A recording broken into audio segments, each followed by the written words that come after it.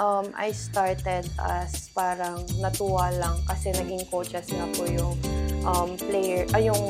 yung parents ko before sa isang school na kung saan din ako nag-aaral. So why nagkikilala ko din si Ate Liza Valdez.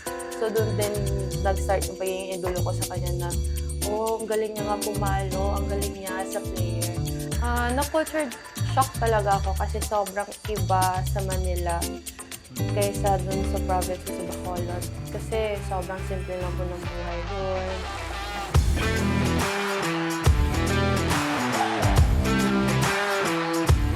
Ngayon na alam na namin the makings of an Angel, paano ka nagsimula. Now we want to know naman Angel as an athlete.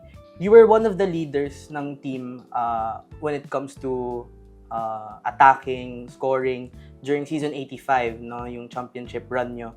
And paano yung naging preparation mo for that, knowing na it was also your rookie year, no? Actually, nung season 85, yung physically kasi andyan na yung mga coaches, mga trainers namin, mga conditioning coaches namin, nandyan para gabayan kami. On the mental part naman, I chose to do the things that I love the most, or I chose to do the things that I'm happy at.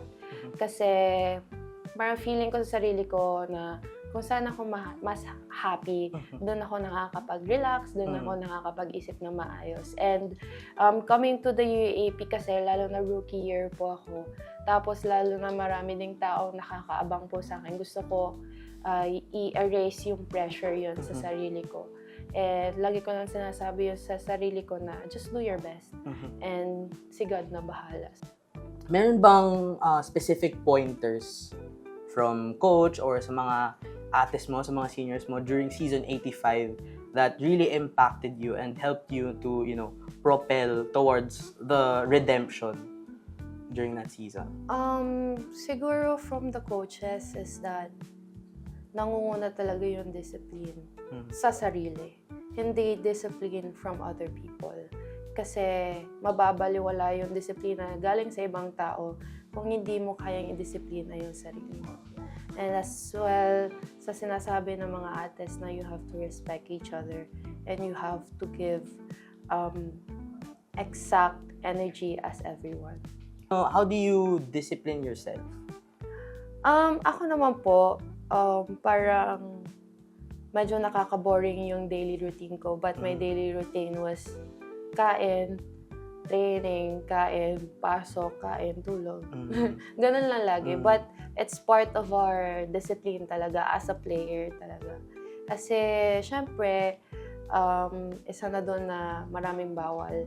But kapag umabot ka na doon sa point na na-reach mo na yung goal mo, masaya na pinagdaanan mo pala lahat ng yun. Okay. Yeah. Nakaka-relate ako doon sa routine, pero wala akong training. Kain, tulog na. Okay, so ayun. Okay, let's go to season 86. So you and the team had the fair share of ups and downs sa season na to. And paano mo ma-assess or anong masasabi mo sa naging performance ng mo and ng team during this season? Actually, we had a good start nung season 86.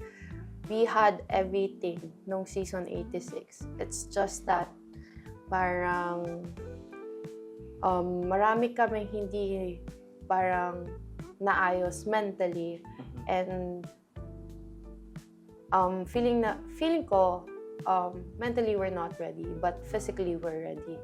Physically kayang-kaya namin. Skills-wise, kayang-kaya namin. But I think na parang nagkulang kami sa character namin inside the court. But still, season 86 was a good run. And learnings talaga yun from our team.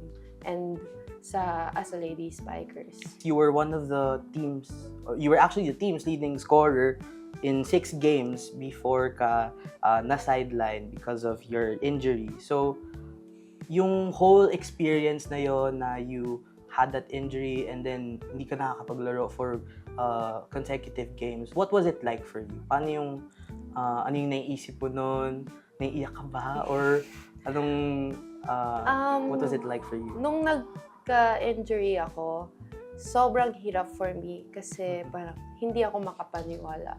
And those days, parang I try to ask Him, si God, na bakit sa akin pa? Bakit ngayon? Parang ganun. Parang I tried to question Him na bakit sa akin pa nangyari lahat ng to? Bakit ngayon pa? Pero na-realize ko in the long run na mali pala to question Him. Kasi parang meron talagang purpose siyang ginagawa para sa'yo. Naka-instill sa'yo in the future na hindi mo alam. Nung time na yon, parang nahihirapan ako to accept it na hindi ako makapaglaro. I was there on the sideline. Parang chini-cheer na lang sila kasi yun lang kaya kong gawin eh. Sabi ko, hindi ko sila kayang iwan. Hindi ko sila kayang parang, yun nga, iwan. Tapos, sabi ko na kung yun lang kayang kong gawin, ibigay ko na mag-cheer sa kanila. And the best that I can do is parang pagsabihan sila na kung anong pwedeng i-adjust nila in-game. Kasi yun na lang talaga kaya ko. And nung time na yun actually, parang hindi ko na sinabi sa sarili ko na okay, makakabalik pa ako, kakayanin ko pa. Pero dahil din sa kanya, feeling ko, kaya gusto niya din, siguro gusto niya pa rin ako maglaro ng season 86, kaya nakapagbalik pa rin po. Ngayon, you're one of the seniors na, you're in your third year. Paano ka nag-prepare ngayon na you have a newer and much bigger role to fulfill and responsibility as an ate to the mga mas bata naman sa'yo ngayon? Well, ako, hindi ko iniisip talaga yung role ko inside. Mas iniisip ko kung how to guide them na lang. How to be there for them. Kasi as a player then, I have to understand them also. And I have to know them as well. Kasi hindi naman pwede na player ka lang. Kasi pumapasok doon yung pagiging sisterhood nyo.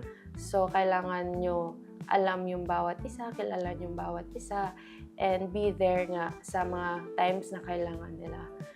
Now, we want to know naman, Angel Canino off the court. Boring. Ay! So, yun, outside of the volleyball court, anong ginagawa mo sa spare time maliban sa makikinig ng music? May mga hobbies ka ba na gusto? Hindi, pumupunta ako sa aso ko. I have a dog kasi Corgi. Pembroke Welsh. Corgi. Yeah, name niya Adi. Gusto niyo pakita? Naka-off. Ay, naka-off. Natuwa kayo dun sa off. Okay na ba? May ano lang siya, may glasses lang siya. Parang Arte! magkasingkit kami. Ay! Pwede! Joke lang yun, So yun na nga, can you tell us more about Adi? Adi, right? Yes. Okay. Adi, siya lagi yung pinupuntahan ko talaga. As in, pero kasi mayroon kaming isang dorm pa na for lady spikers talaga. Nandun siya kasi we're not allowed to bring dogs sa bagong dorm namin. So every time na papasok ako, talon talaga siya. Talon talaga siya. And then syempre, kahit sobrang stress ako, siya talaga pinupuntahan ko kasi parang gumagaan yung pakiramdam mo. Kasi kahit wala siyang ginagawa, kahit kinakagat niya ako. Siya pa rin yung stress reliever ko. Now, before we conclude, ito yung last question. Ready ka na? What makes Angel Canino the toughest? Siyempre si Coach Ramil. Siyempre, none other than Coach Ramil, the GOAT. Ayun, a round of applause. Dalawa lang tayo. Ayun, Coach Ramil, Coach Ramil. if you're watching this, Saan ba? yun, Saan ba? hindi ko alam, ang dami. Okay. You are what makes Angel Canino the toughest. What makes Angel Canino the toughest? Pwede ba tao? Ha? Ay! Pwede ba yun? Pwede ba yun? Papayag ba si Coach Ramil? Hindi! Oh, Ay! Coach Ramil nga. Yes. Hindi naman ako harap. What makes Angel Canino the toughest? Okay. Okay. Ang awkward. Isipin natin yung season 86. Joke lang. Be. Ayan, di ba? Okay. Now, what makes Angel Canino the toughest? Siyempre si Coach Ramil. Siyempre, none other than Coach Ramil, the GOAT. Thank you very much, Angel. This has been Sammy and Angel Canino. we'll see you in the next edition of The Toughest.